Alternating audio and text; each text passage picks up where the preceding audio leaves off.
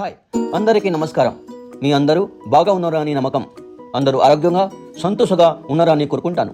నేను doctor Jogendra Kumar Bastia, neurologist, SKS neuro super speciality hospital, Hyderabad నుంచి.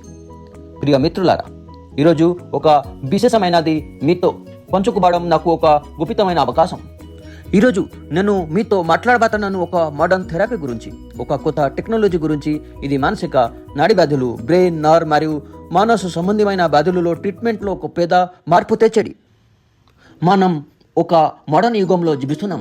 ఇది యుగం internet, super computers, artificial intelligence, robotics మరియు ఆటోమేషన్ల యుగం.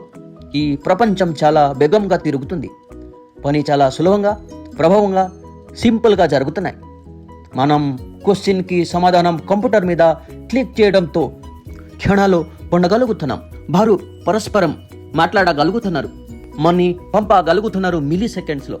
వాళ్ళు వేల కిలోమీటర్ దూరం ఉన్నా కూడా ఫరక్ పడదు. ఒకరు ఈ లోకంలో ఒక ముక్కల నుంచి ఇంకొక ముక్కలోకి కొన్ని గంటలు ప్రయాణం చేయగలడు. ఇవి అని కూడా సంభవించడం జరిగింది హై క్వాలిటీ హైటెక్ టెక్నాలజీ వల్ల. అవి సమయంకి డెవలప్ అవుతున్నాయి. అప్పుడు ఈ పరిస్థితిలో మన హెల్త్ కేర్ సిస్టమ్ ఎందుకు వెనుక ఉండాలి? అందుకే ఈ న్యూ ఏజ్ టెక్నాలజీస్ సమయంకి వచ్చి మన హెల్త్ కేర్ సిస్టమ్ని తిరిగి రూపించుతున్నాయి. ఈ కాలంలో జనాలు కష్టమైన ట్రీట్మెంట్, సైడ్ ఎఫెక్ట్స్ ఉన్న వాటిని లేదంటే కాంప్లెక్స్ మరియు కాంప్లికేటెడ్ ప్రొసీజర్స్ని ఒప్పుకోరు. వారికి కావాల్సింది చాలా సింపుల్గా, పెయిన్ లేకుండా కానీ చాలా ప్రభావంగా పనిచేయడం వల్ల పరిష్కారం. ఆరోగ్యంలో రిలీఫ్ పొందటానికి, సైడ్ ఎఫెక్ట్స్ లేకుండా, హాని లేకుండా, కాంప్లికేషన్స్ లేకుండా ట్రీట్మెంట్ కోసం ఎదురు చూస్తున్నారు. ఈ జనాలకి ఆశలు మరియు ఎక్స్పెక్టేషన్ని గుర్తించి ఈ న్యూ ఏజ్ టెక్నాలజీస్ మరియు మోడర్న్ థెరపీస్ కొత్త ఆశ మరియు కొత్త సొల్యూషన్ని తీసుకొస్తున్నాయి. ఈరోజు అలాంటి ఒక మోడర్న్ ఏజ్ టెక్నాలజీ గురించి మాట్లాడబోతున్నాను. ఇది బ్రెయిన్, నర్వ్ మరియు న్యూరో డిజార్డర్స్ ఉన్న వారిని ట్రీట్మెంట్ చేయడానికి ఉపయోగపడుతుంది. ఈ కొత్త టెక్నాలజీ పేరు ఆర్టీఎంఎస్ థెరపీ, అంటే repetitive transcranial magnetic stimulation therapy.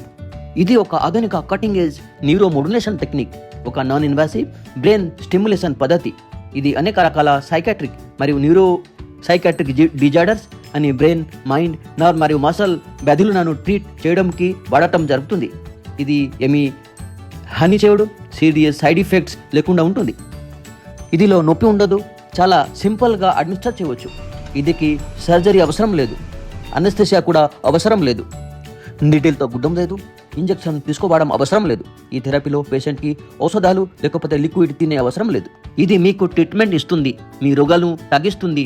సింపుల్గా మ్యాగ్నెటిక్ పల్సెస్ని మీ బ్రెయిన్లో ఒక స్పెసిఫిక్ భాగానికి పంపడం ద్వారా. ఇది చేస్తారు మీ తలలో ఒక స్పెసిఫిక్ భాగం మీద మ్యాగ్నెట్ పెట్టి అక్కడి నుంచి మ్యాగ్నెటిక్ పల్సెస్ని బ్రెయిన్లో పంపడం ద్వారా.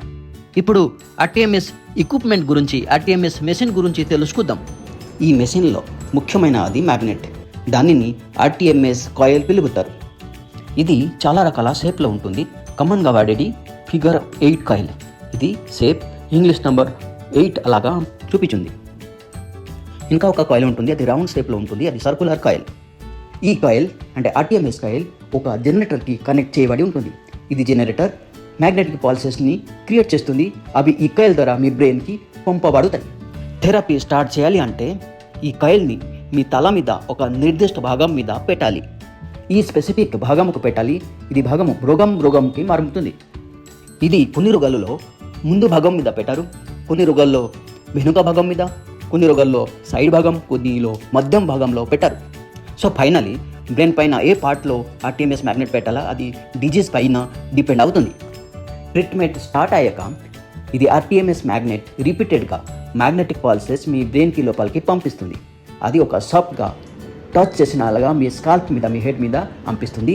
ఇంకా ఒక టిక్ టిక్ అని సౌండ్ కూడా వినిపిస్తుంది.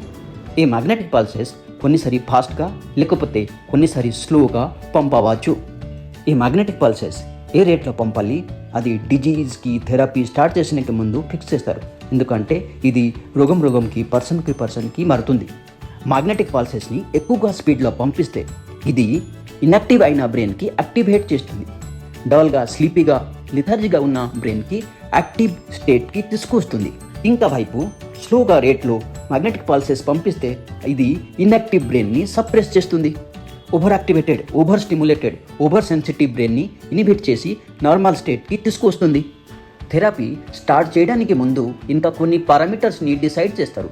పల్స్ ఎంత ఫోర్స్తో పంపాలి, ఇంటెన్సిటీ ఏంటి, ఒక సెషన్లో ఎన్ని పల్సెస్ పంపాలి, ఇంటర్వల్ ఏంటి, డ్యూరేషన్ ఏంటి, అని కూడా థెరపీ స్టార్ట్ చేయడం ముందు ఫిక్స్ చేస్తారు. దానిని ఆర్టీఎంఎస్ ప్రోటోకాల్ అని పిలుస్తారు. 2 ముఖ్యమైనవి: టార్గెట్ ఏరియా, బ్రెయిన్లో ఏ భాగాన్ని స్టిమ్యులేట్ చేయాలి, మరియు ఆర్టీఎంఎస్ ప్రోటోకాల్, పల్సెస్ టైప్ ఏంటి, రేట్ ఏంటి, ఫోర్స్ ఏంటి, డ్యూరేషన్ ఏంటి. అని కూడా డిజీజ్కి స్పెసిఫిక్గా ఉంటాయి, పర్సన్ టు పర్సన్ వ్యారీ అవుతాయి. ప్రతి డిజీజ్కి, ప్రతి పేషెంట్కి స్పెసిఫిక్ టార్గెట్ ఏరియా మరియు కరెక్ట్ ఆర్టీఎంఎస్ ప్రోటోకాల్ని డిసైడ్ చేయడం చాలా ముఖ్యం, చాలా అవసరం.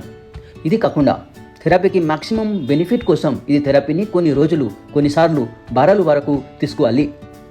కొన్నిసార్లు పేషెంట్స్ రిజల్ట్ లేదు అని అంటారు జస్ట్ 1-2 సెషన్ తర్వాత. ఈ థెరపీ అలా పని చేయడు.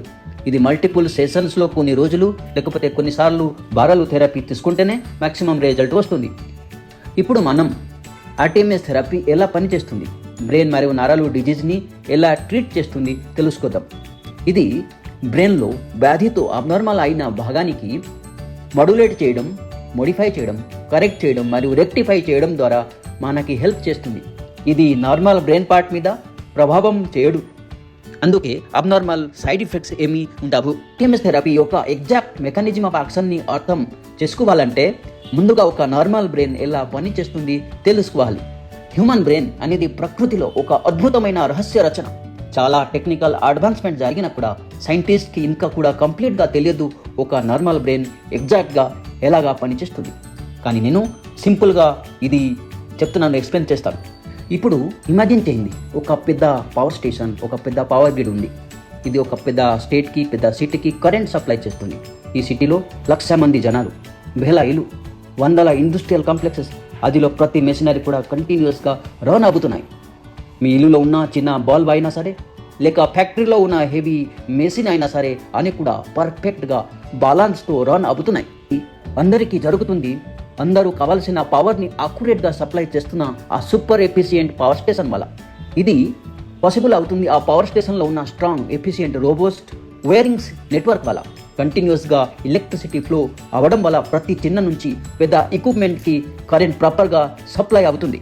పవర్ స్టేషన్లో ఏ పార్ట్లో అయినా ప్రాబ్లం వస్తే ఆ సిటీలో దాని కరెస్పాండింగ్ భాగంలో కరెంట్ సప్లై కట్ అవుతుంది, ఆ ఏరియాలో జీవితం డిస్టర్బ్ అవుతుంది. ఇప్పుడు మళ్ళీ మీరు ఇమాజిన్ చేయండి, 100 లక్షలు ఇలాంటి పవర్ స్టేషన్స్ మీ తలలో ఉన్నాయి.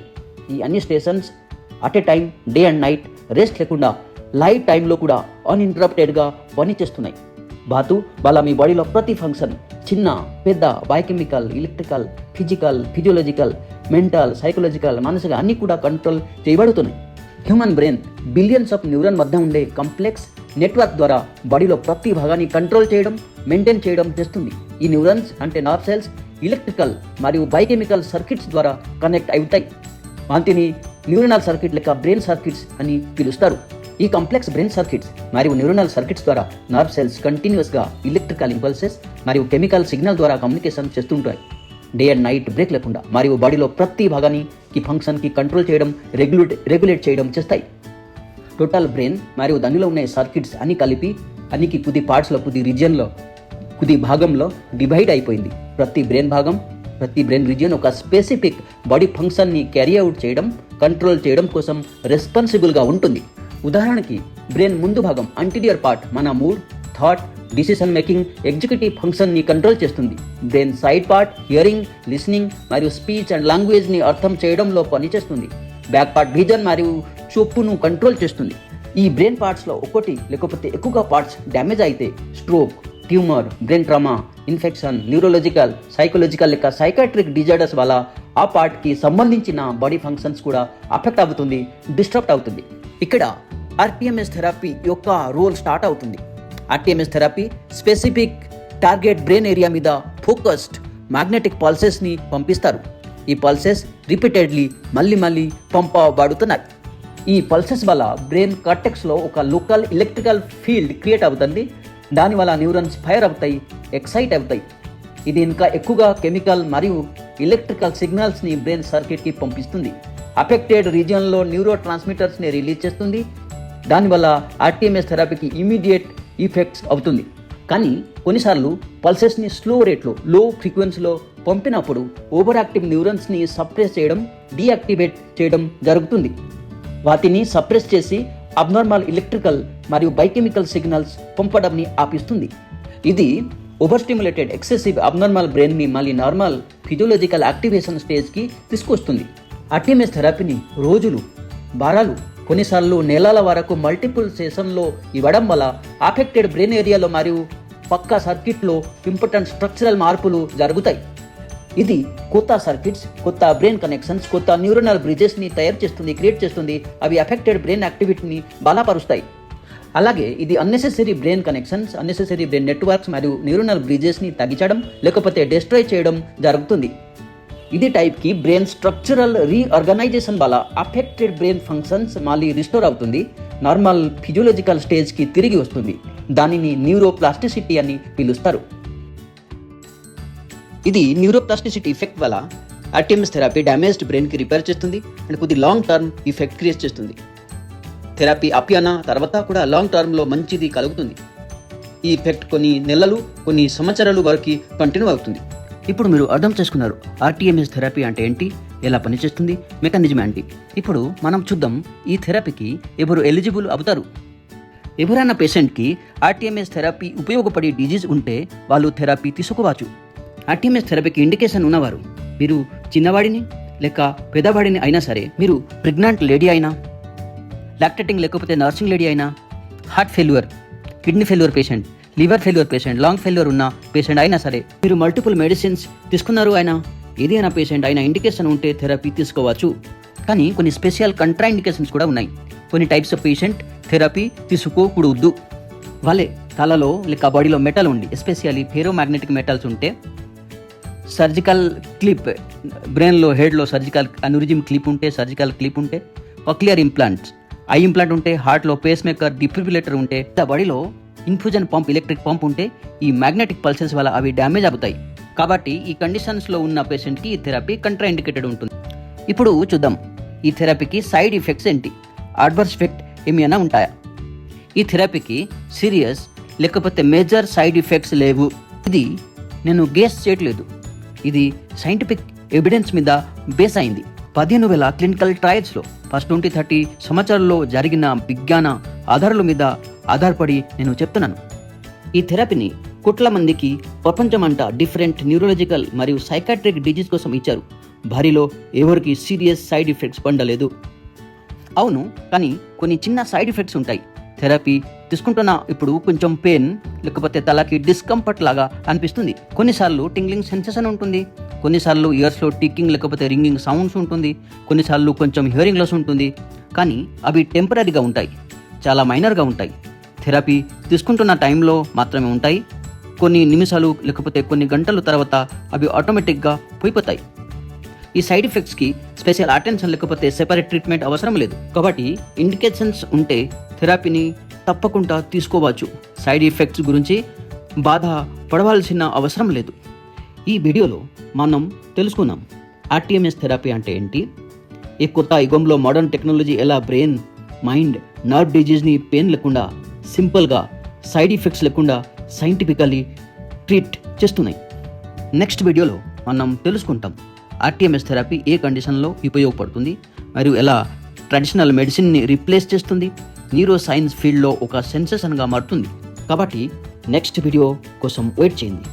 ఒక చిన్న రిక్వెస్ట్, వీడియోని లైక్ చేయండి, ఛానల్ని సబ్స్క్రైబ్ చేయండి, బెల్ ఐకాన్ని ప్రెస్ చేయండి. కొత్త వీడియో వచ్చినా వెంటనే మీకు నోటిఫికేషన్ వస్తుంది. ఈ వీడియోని ధైర్యంలో వినకున్నకు చాలా చాలా ధన్యవాదాలు. జై హింద్.